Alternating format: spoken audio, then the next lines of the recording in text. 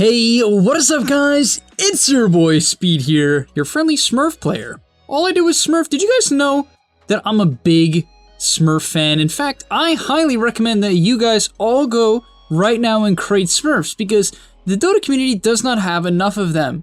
So before we get into this video, just want to say, go ahead and start doing that right now. Very important. A big key to making sure this game lasts long term.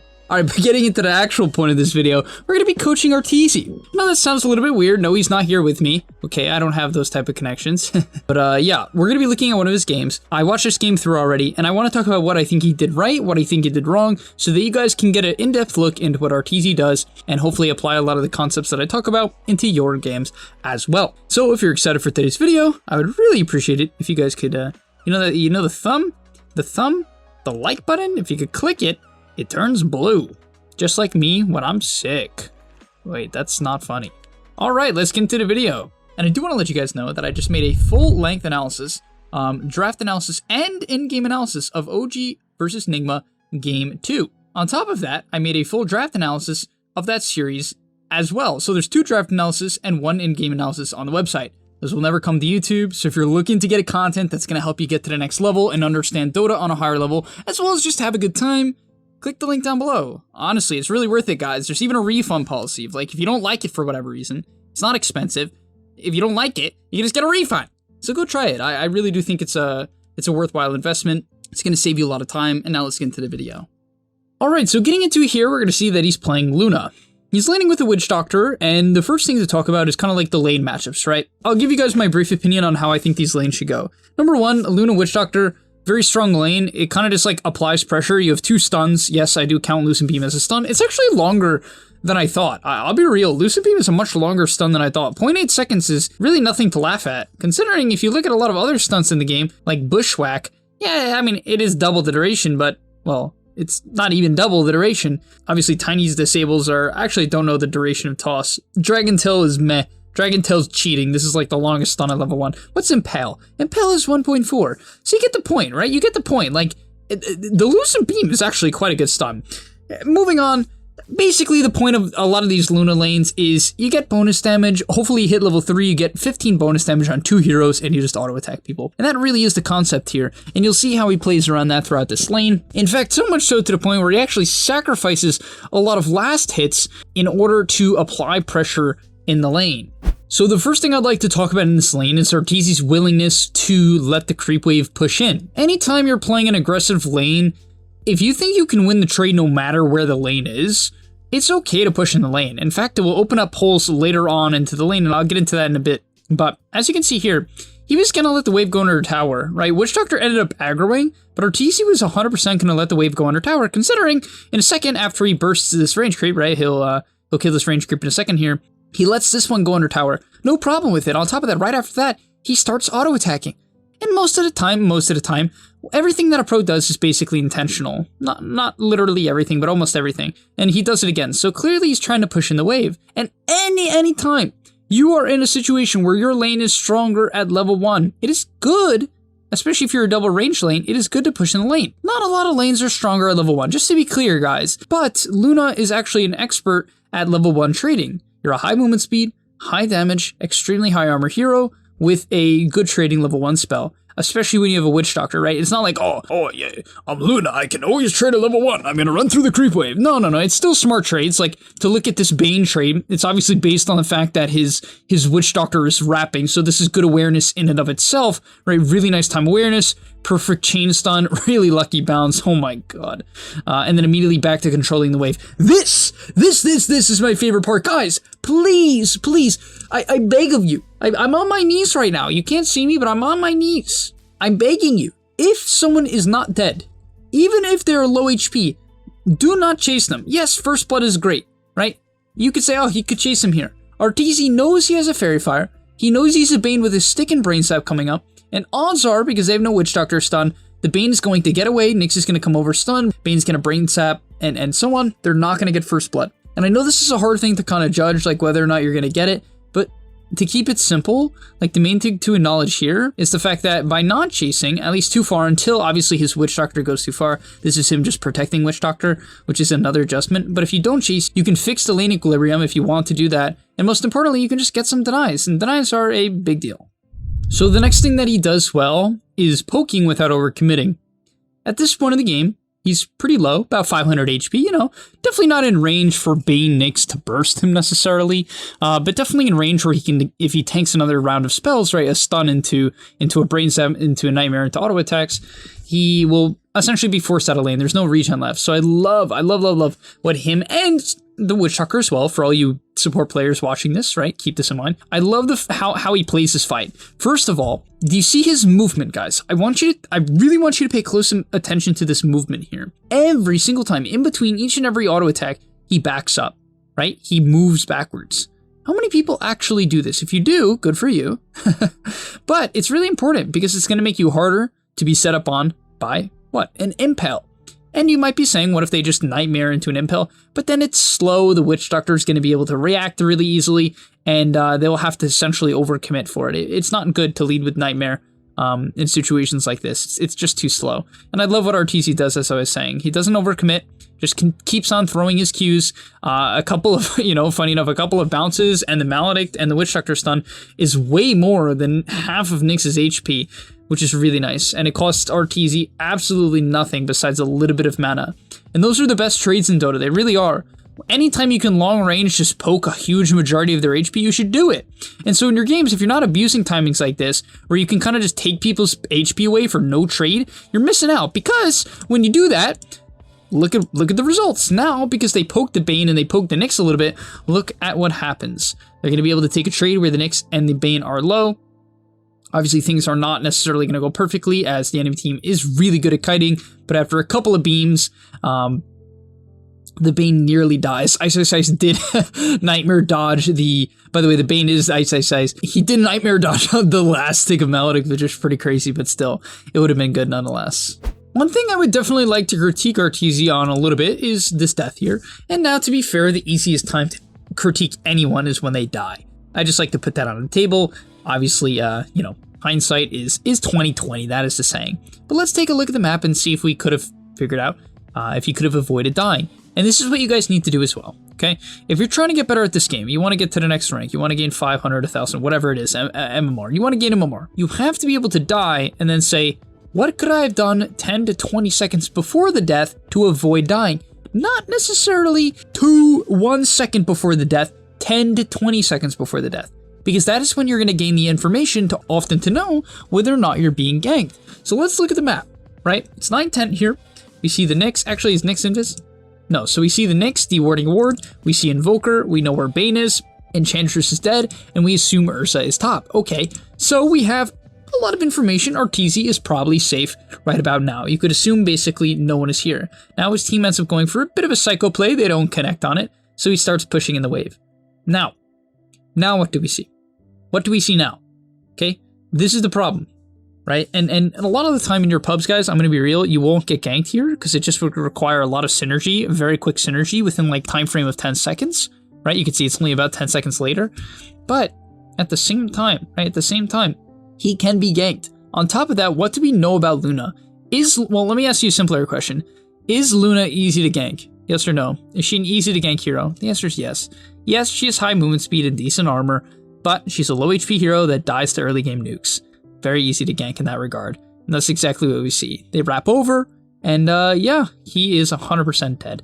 And so that's one of those deaths. I'm sure he was even kicking himself on a little bit, knowing how high more players tend to function. They are generally are self-aware, so guys, try to be self-aware as well. I guess it's like a side rant. I'm like, hey, just when you die, just, note it. Just note it. It's really important. After that, you can see he immediately starts adjusting his gameplay off into the jungle. Did rush to Mask of Madness. Clearly, he felt like he was going to have to jungle early. He knew he can get ganked. The enemy team does have a very high-paced team comp with the Wex Invoker and the Nyx Assassin, which is why, in particular, I do love this game. He ends up using Mask of Madness to actually run across into the jungle here as well. I like this. It's actually a pretty low cool. It's a lower cooldown than you realize. It's only a 16-second cooldown on Madness, so 30 movement speed. to maneuver around the map is not bad. Don't be too afraid to use it like that. It's definitely not bad. In fact, I actually recommend it. And now, yeah, he's just going to hit the ancient camp. This is, you know, very standard. Definitely nothing crazy here. But he's about to have another death coming up, okay? He's about to have another death. By the way, love this farming pattern. Draws the camp out, bounces the glaives off the ancient camp, popping Mescamanus when the creeps meet. Beautiful stuff. But his death will come as he starts to shift top. So after he farms up these next set of creeps, he's going to make his way over to top. Now, what do we see once again? Because being able to gather information and then actually do stuff with that information tends to be what makes you a good player or not. So let's see what we got. Right here, we see Ench, Invoker, Ursa. Right? Actually, I don't know we saw Invokers. Sometimes Dota replays are just really buggy. But we definitely saw Ench, we definitely saw Ursa. Now we definitely see Invoker as well. So we know where 3 heroes are. Then the question goes, who are the other 2? Bane, Nyx, right? That's what you have, like that. I guess that's just, I don't know, it's like weird math. You have to like be able to calculate, like, what are the other 2 heroes really quickly. Then the next thing you ask is, can those 2 heroes kill me, right? And if the answer is yes, you have to be a little bit cautious. And then the next question you ask yourself, and obviously you're not literally asking yourself this question, but this is kind of like the thought process that goes into this good decision. Then the next question you ask yourself is, what is the likelihood they're ganking me? Now this Bane is farming top, so I would say Bane isn't necessarily hunting Luna. That's not fully true. Ice loves to do this where he just acts innocent, but is not innocent. And the Nyx, I would say it's likely the Nyx is ganking him. Why is it likely the Nyx is ganking him? Because if Nyx isn't ganking the Tiny mid when Tiny's under a tower, Nyx is probably somewhere else, right? Makes sense, right? If Nyx isn't responding to a tower dive, you know, like that tends to be like the main thing you respond to in Dota, he's likely ganking Arteezy. And that ends up being exactly the case. Once again, hindsight 2020, but I even think Arteezy can learn from what I just said. I really do believe that. I think what I just said is quite a thing to note. It's really hard to note in game, it is, but it's something definitely good to think about. If your team's diving a tower and you don't see their roamer, you can often assume that the roamer is probably hunting you, the carry, because that's what they like to do. And what do you know? That's exactly what was happening. The Nyx assassin comes over, nice body block, sets up into a Fiend's Grip, and Arteezy ends up going down. Really nice play by the enemy team. Next up, I love this next decision here. TP's bottom, going to farm the bottom wave. Just want to talk about where you do not overextend.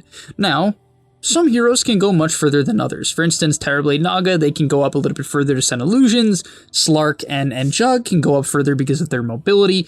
But Luna, yeah, you don't really have anything. I mean, you're fast, but yeah, that's it. You're fast, which is okay. It's useful, but you're still probably gonna die. And so he doesn't go up. And this is kind of like a nice line. I really do believe this is a good line.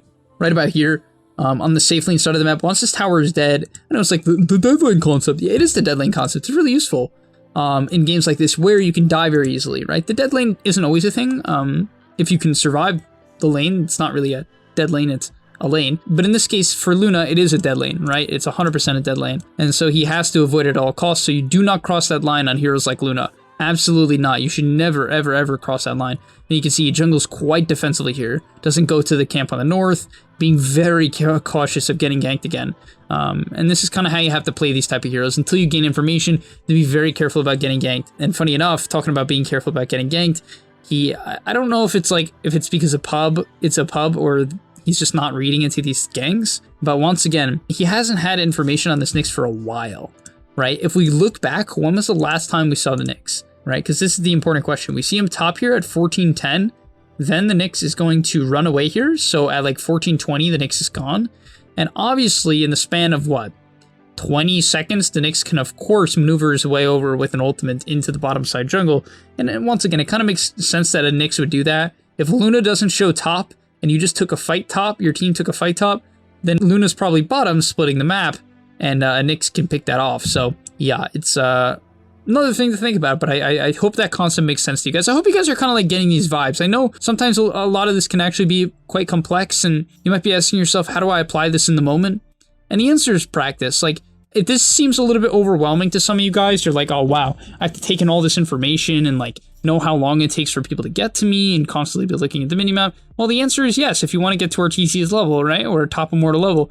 And that doesn't have to be exactly what you want to get to. Of course, that's a very high goal. Good for you guys if you do want to get there. You kind of get my point. You have to be able to like make these decisions, and not perfect, right? He's 1-3 right now. Clearly, you don't need to be perfect to get to this point. You just have to be right? And this is a bad game for him, trust me. Like, Arteezy on average, like, tends to avoid a lot more ganks. This game in particular, he's against the Nyx and Wex Invoker, and he probably got caught out more than he even would have expected to or liked to. It's pretty normal to die once or twice as a carry against Pickoff, but yeah, map awareness is always key. You can even see here, he's looking bottom, sees the Nyx bottom, sees the Ursa, immediately shifts towards mid, gets a little bit scared of the Enchantress, but then goes to the Ancients, right? Sees more heroes in the bottom lane, so he's going to shift away from there as well.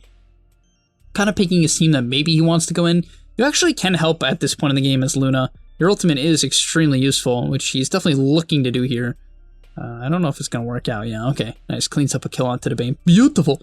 Beautiful, beautiful. The next thing I'd like to get into is this awesome Manta usage. I think people often only use Manta to split push, and I do believe that this is definitely a mistake. It's underusing the item's potential, I should say. And so you can see right here, this team wants to make a move. I think they know the Ursa's low for whatever reason. They want to make a move. It's nighttime. I think there's some Roshan contestment going on right here. And so they really want to scout the high ground, right? They want to take an engagement. They feel strong. And so look what he does. Boom, Manta's up the hill. Simple.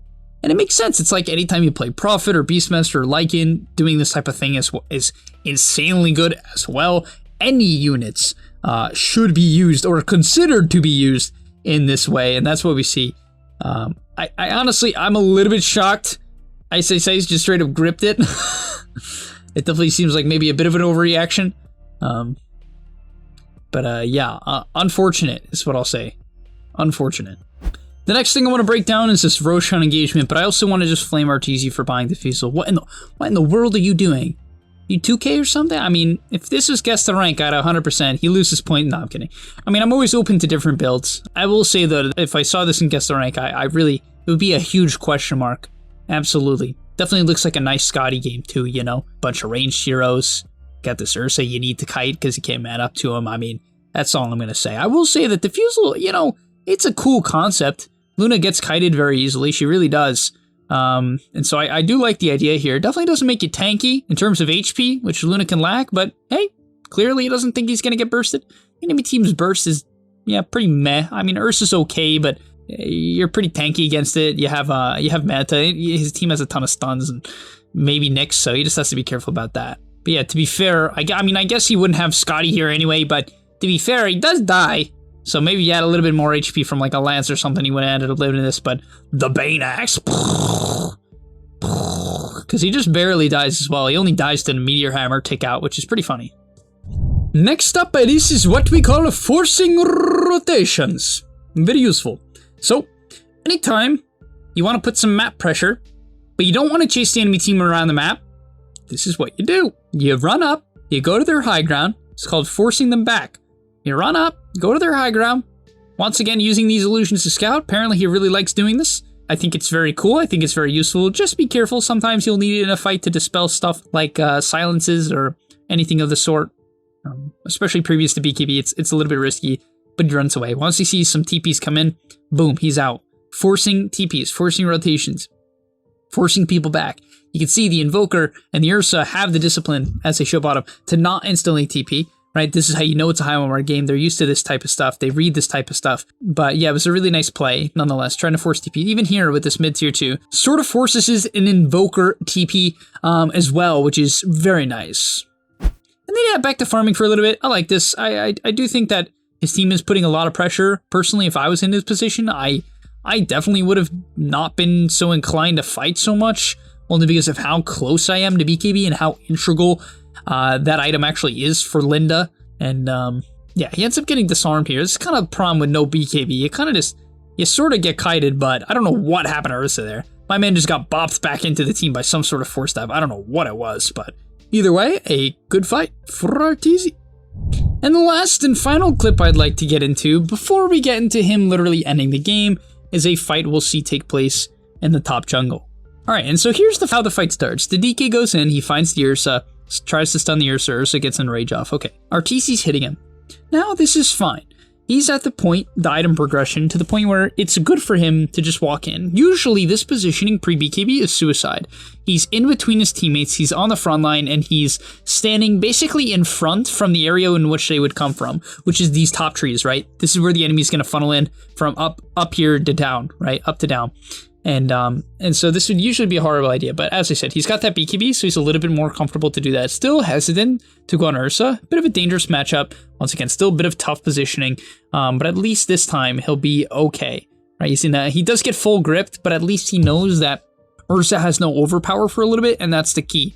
Because Ursa has no overpower and he's solar crested with a butterfly, he knows for a fact that this Ursa with no MKB is not going to be able to finish a job. And so you can see he kind of just mans up. He also has no choice but to man up, to be fair. He really didn't have a better choice but to man up. But he does have a Morbid Mask plus this broken item. What is it called? Paladin Sword? He's got the broken sword. And so when you got a Morbid Mask or Lifesteal plus Paladin Sword, you're kind of vibe. Even if you're on low HP, you got to keep track of the spells, and that's what he does so well there. Whenever you're manning up to someone or someone's trying to kill you, you have to do your best. And I know this is tough. It just takes practice, guys. But keep this in mind, the best players, they don't panic when they get gone on. They kind of focus on what is being casted on them. What's happening to them? Do they need to be worried about a certain spell? Are they about to get bursted or are they not? And they're able to adjust based on that. And that's kind of what we saw with the Ursa with no overpower or enrage there. And yeah, that's going to be up at the end of the game. You know, typical Luna fashion.